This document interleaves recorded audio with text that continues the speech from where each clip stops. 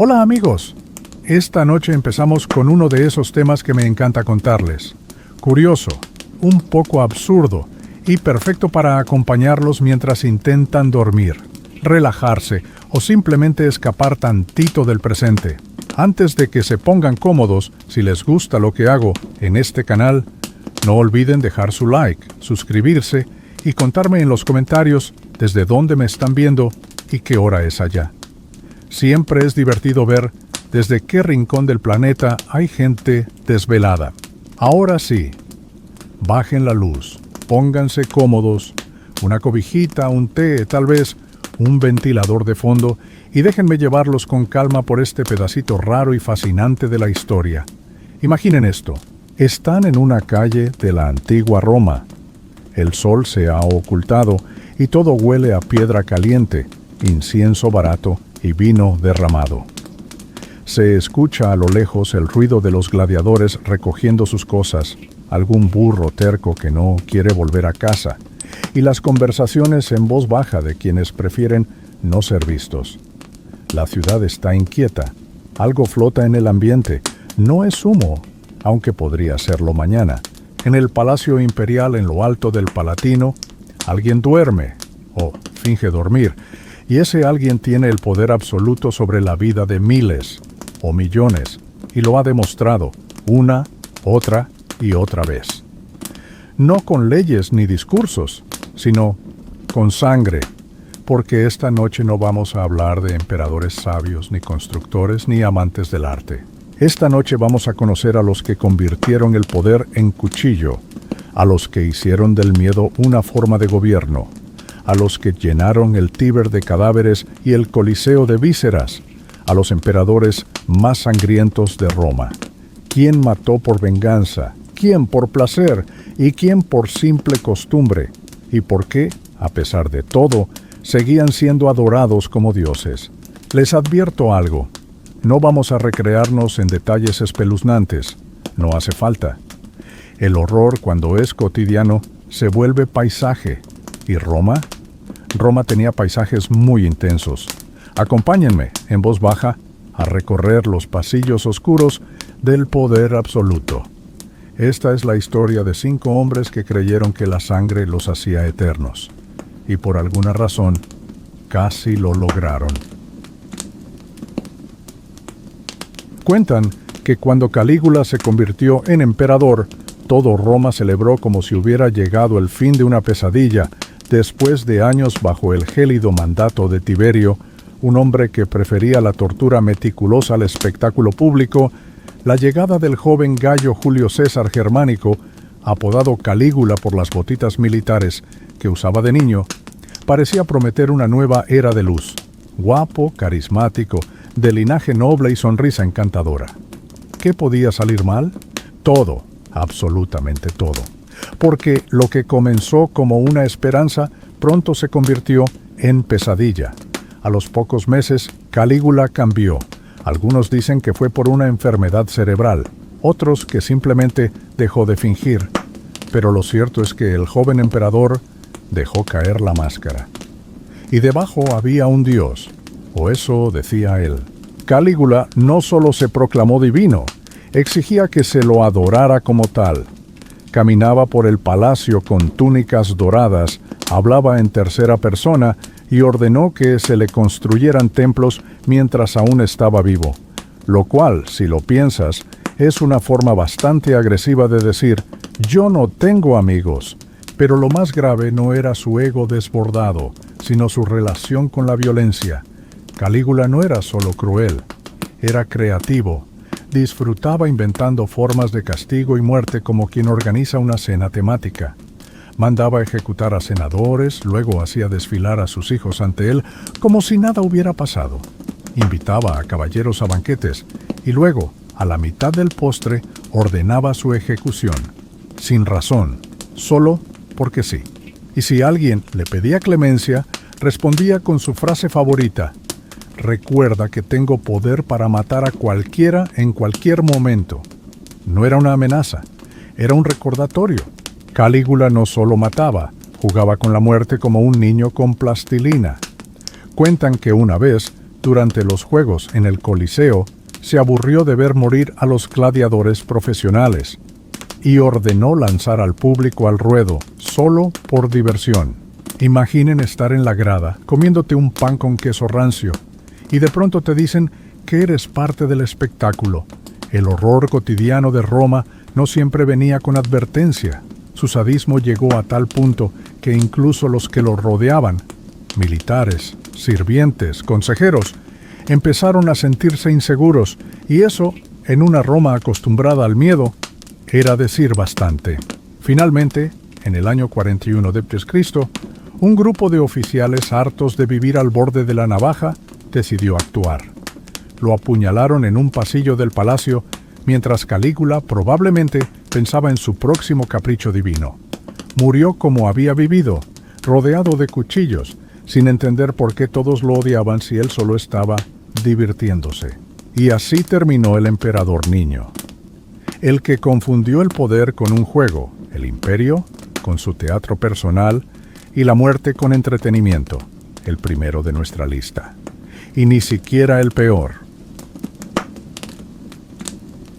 Si Calígula era el emperador niño, Nerón fue el emperador adolescente eterno, caprichoso, ególatra y profundamente convencido de que el mundo entero debía aplaudirle, aunque fuera a costa de vidas.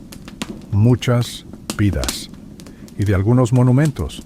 Cuando Nerón llegó al poder, tenía apenas 16 años. Su madre, Agripina, se encargó de prepararle el camino, manipulando al emperador anterior, envenenando a quien fuera necesario y asegurándose de que su hijito llegara al trono con todo resuelto. Lo que nadie anticipó fue que Nerón, una vez emperador, no querría gobernar. Él quería cantar, tocar la lira, recitar poesía, ser ovacionado como la estrella más brillante de la cultura romana, y eso, en sí, no sería ningún problema, si no fuera porque cuando el público no aplaudía con suficiente entusiasmo, el castigo era mortal. Lo más sangriento de Nerón no fue su interés por las artes, sino su uso del poder como escenario. Cuando organizaba recitales, nadie podía irse hasta que él terminara. Algunos espectadores fingían desmayos para escapar. Otros morían de verdad, pero en silencio, por respeto, literal. Pero su nombre quedó eternamente ligado a un evento en particular, el Gran Incendio de Roma, en el año 64. Durante 6 días, la ciudad ardió, y aunque los historiadores aún discuten si fue culpa suya o no, lo cierto es que Nerón aprovechó el desastre como pocos. Mientras el fuego consumía barrios enteros, él componía una canción sobre la caída de Troya, y después reconstruyó todo a su gusto, con un enorme palacio personal, la Domus Aurea, donde antes había casas humildes. ¡Qué casualidad! Y claro, necesitaba un culpable, y lo encontró en los cristianos, ese pequeño grupo aún desconocido y misterioso que le venía perfecto como chivo expiatorio. Mandó arrestarlos, torturarlos, crucificarlos, prenderles fuego en los jardines para que sirvieran de antorchas nocturnas. Todo con la elegancia teatral que le caracterizaba.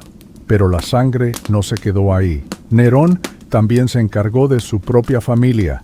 Mandó matar a su madre, Agripina, la misma que lo había llevado al poder, con un plan tan enredado que parece sacado de una mala telenovela. Primero, intentó envenenarla. Luego hizo que su barco se hundiera. Cuando eso falló, la mandó apuñalar directamente, eficiencia tardía. A su esposa también la mató, a golpes, estando embarazada. Luego, arrepentido, mandó traer a un joven esclavo que se parecía a ella. Lo castró, lo vistió como su difunta mujer y lo convirtió en su nueva esposa. Así de romántico. Nerón gobernó casi 14 años. 14. Y en ese tiempo convirtió Roma en un espectáculo sangriento donde él era el protagonista absoluto, el artista incomprendido y el verdugo caprichoso. Finalmente, el Senado lo declaró enemigo público, y él, arrinconado, sin aliados y sin aplausos, se quitó la vida mientras murmuraba su última frase: qué artista muere conmigo. Sí, Nerón, qué artista. Uno con muy mal gusto. Si Calígula fue cruel por diversión y Nerón por dramatismo, Domiciano lo fue por desconfianza. Este hombre no necesitaba motivos para matar, solo presentimientos, y los tenía todo el tiempo. Hijo del emperador Vespasiano y hermano menor del sabio Tito, sí, el del Coliseo, Domiciano fue desde el inicio el menos querido del álbum familiar. Llegó al trono tras la muerte de su hermano y aunque al principio se mostró eficiente, controlando las finanzas, fortaleciendo las fronteras, restaurando templos, poco a poco fue entrando en una espiral de sospechas que lo transformó en una sombra de sí mismo y en verdugo de todo aquel que lo mirara raro. Domiciano desconfiaba de todos, senadores, poetas, parientes, soldados. Veía conspiraciones donde había estornudos, y cuando el emperador romano sospechaba de ti, mejor empezabas a despedirte. Sus métodos eran fríos, calculados. No había espectáculos públicos ni grandes escándalos como con Calígula o Nerón. Solo cartas, listas negras y ejecuciones silenciosas. Mandó matar a decenas de senadores sin juicio, a intelectuales que osaban cuestionarlo, a militares exitosos que podían hacerle sombra, e incluso a miembros de su propio círculo íntimo. Algunos desaparecían de un día a otro, otros simplemente dejaban de ser mencionados. Roma aprendió a callar y a temer. Una de sus herramientas favoritas era el exilio, pero no un exilio tropical y digno de Instagram, no, un exilio a la nada. Islas frías, inhabitables, donde la muerte llegaba lento, en forma de olvido. Y cuando eso no bastaba, recurría al clásico ejecución pública, pero sin discursos, sin acusaciones formales, solo la orden, seca, implacable, inevitable. Y mientras tanto, él se encerraba cada vez más. Caminaba por los pasillos de palacio con los muros cubiertos de espejos para poder ver si alguien venía por detrás. Dormía con un puñal bajo la almohada. Consultaba oráculos a diario. Se dejó crecer las uñas para defenderse en caso de ataque. Todo era anticipación, todo era miedo, todo era control. Pero al final, como suele pasar con los emperadores que sospechan de todo el mundo, fue traicionado por los suyos. En el año 96 después de Cristo, un complot en palacio, incluyendo a su esposa y sus sirvientes, puso fin a su paranoia, con un cuchillo en el abdomen. Murió entre espejos rotos y profecías autocumplidas. Lo más curioso es que, tras su muerte, el Senado ordenó borrar su nombre de todos los registros oficiales. Literal. Mandaron eliminar sus estatuas, borrar sus inscripciones y hacer como que nunca había existido. Un castigo romano conocido como damnatio memoriae. Pero claro, funcionó tan bien que 2000 años después, aquí estamos hablando de él. Y es que, cuando tu legado es el miedo, no hay decreto que te borre del todo. Con Cómodo, Roma entró en una nueva categoría de emperadores, los que no solo querían poder, sino también protagonismo, y no estamos hablando de discursos o estatuas. No. Cómodo quería que lo adoraran como un superhéroe de acción, con sandalias. Un emperador que no se conformaba con mandar desde el trono, sino que quería pelear, literalmente, en la arena del Coliseo, como si fuera el protagonista de su propio videojuego. Hijo del famoso Marco Aurelio, ese emperador filósofo que todos citan cuando quieren sonar sabios en redes sociales, Cómodo parecía tener todo para continuar con un reinado justo, pero desde joven mostró una fascinación inquietante por la violencia. Mientras su padre escribía sobre virtud y templanza, el joven Cómodo se entretenía matando animales salvajes en el circo y coleccionando espadas como si fueran juguetes. Cuando llegó al poder, en lugar de gobernar, se metió al gimnasio, pasaba horas entrenando como gladiador, se disfrazaba de Hércules con pieles de león y una maza, y mandó a acuñar monedas con su imagen como semidios musculoso. Porque claro, si vas a ser narcisista, que sea con producción visual, lo sangriento en Cómodo no fue solo su afición a los combates, sino su absoluta despreocupación por el cargo imperial. Delegó el gobierno a sus favoritos, muchos corruptos, otros simplemente ineptos, mientras él organizaba espectáculos en los que él mismo era el luchador estelar. Participaba en duelos en el Coliseo, aunque claro, sus rivales eran esclavos desarmados o personas obligadas a perder. Y aún así, cobraba por sus presentaciones como si fueran conciertos de gira mundial. Las arcas del Estado se vaciaban, mientras su ego se inflaba, pero también ejecutaba, y mucho. Mandó matar a senadores, nobles, sirvientes y hasta a su propia hermana por sospechas de traición. Cada traición real o imaginada era una excusa para purgar a alguien. El poder lo transformó en una mezcla entre showman y verdugo, una especie de influencer antiguo con sed de sangre. Y todo esto mientras el imperio comenzaba a desmoronarse por dentro. Rebeliones, inflación, caos en las provincias. Pero en Roma, el emperador se vestía de gladiador, saludaba al público con su sonrisa de mármol y cortaba cabezas con entusiasmo juvenil. Finalmente, sus excesos lo alcanzaron. En el año 192, una conspiración, dirigida por su amante y su círculo más cercano, logró envenenarlo. Como no murió con el veneno, tuvieron que estrangularlo en la bañera, un final nada heroico para alguien que se creía inmortal. Tras su muerte, el Senado lo declaró enemigo público y borró su memoria oficial. Aunque no pudieron borrar las marcas profundas que dejó en la historia, las de un emperador que confundió el gobierno con una función de circo y que creyó que la espada era más útil que el juicio. Cómodo no fue el más cruel, pero sí el más absurdo. Y a veces, la crueldad más peligrosa es la que viene disfrazada de entretenimiento.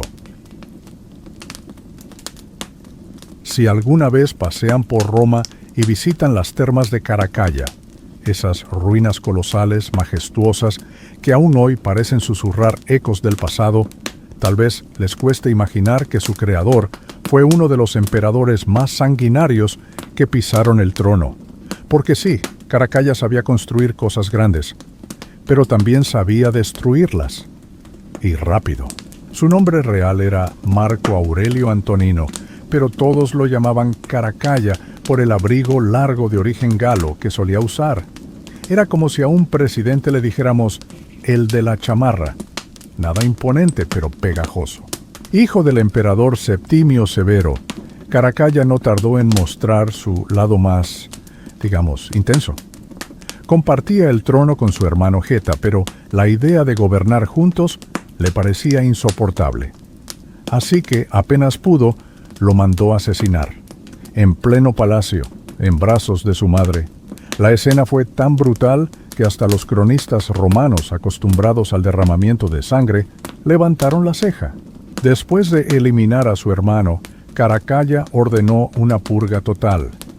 Cualquier persona que hubiera simpatizado con Geta fue ejecutada. Se habla de miles de muertes, senadores, oficiales, amigos, incluso esclavos. Nadie estaba a salvo. El palacio se convirtió en un matadero con columnas de mármol.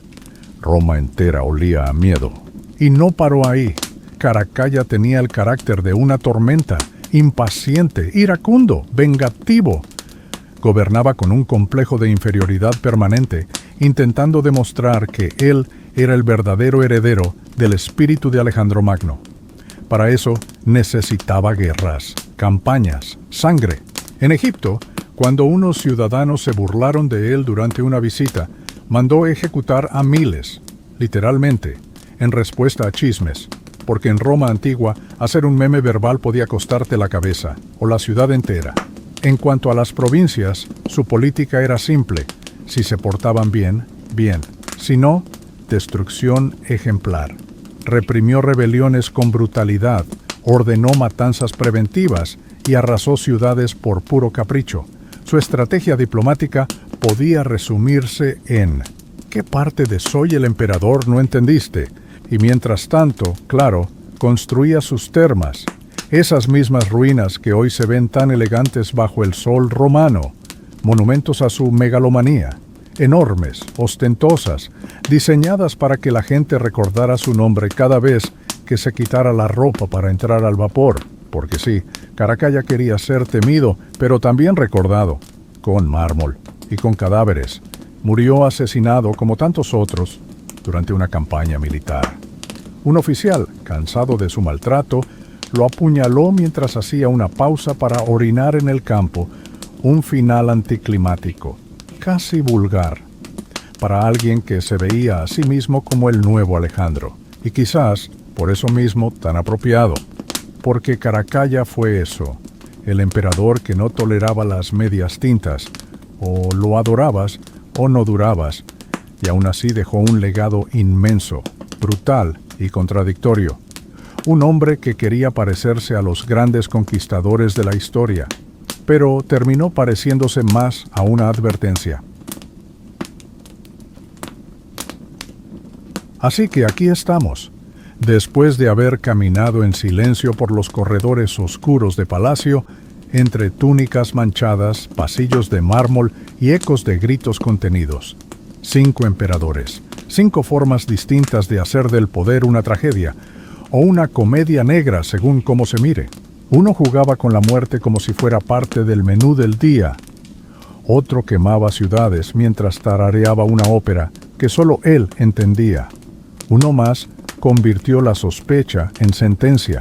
Otro se disfrazó de héroe para que el público no notara que el imperio se estaba cayendo a pedazos. Y el último, el último usaba su ego como espada y no dudaba en usarla. Calígula, Nerón, Domiciano, Cómodo y Caracalla. Nombres que aún hoy suenan con peso, y no por sus reformas, ni por su filosofía, ni por sus contribuciones al bienestar colectivo, sino por su habilidad para dejar cadáveres como postales y convertir al imperio más poderoso del mundo en una máquina de miedo y delirio. Y lo más curioso es que, a pesar de todo, sobrevivieron. No ellos, claro, pero sí su historia. Sus caras están esculpidas en bustos polvorientos, sus nombres siguen en los libros, sus actos en las ruinas. Puede que hayan sido borrados por decretos imperiales, tachados por senadores indignados, maldecidos por historiadores, pero aquí están, acompañándonos en la madrugada, mientras el mundo duerme, contándonos al oído que el poder, cuando se desborda, no necesita cuernos ni cola, le basta con una corona. Y quizás, solo quizás, esa es la lección más relajante de todas. Que incluso los más sangrientos también fueron efímeros. Que sus imperios terminaron como todo lo demás, en ruinas hermosas, en ecos lejanos, en historias que se cuentan en voz baja. Así que si esta noche les cuesta dormir, piensen que, al menos, no comparten casa con un emperador romano inestable, que no tienen que temer ser convocados al circo, que pueden cerrar los ojos sin escuchar pasos de soldados en el pasillo. Y si les gustó esta pequeña sesión de historia nocturna, ya saben, pueden dejar su like, suscribirse al canal y contarme desde dónde me están escuchando. Tal vez desde una cama, un sillón o el último metro de la noche. No importa. Aquí todos somos sonámbulos. Hasta la próxima historia, amigos. Que sueñen con ciudades antiguas, con columnas en ruinas y con emperadores que, por suerte, ya no existen. Buenas noches. Y que la historia los arrulle.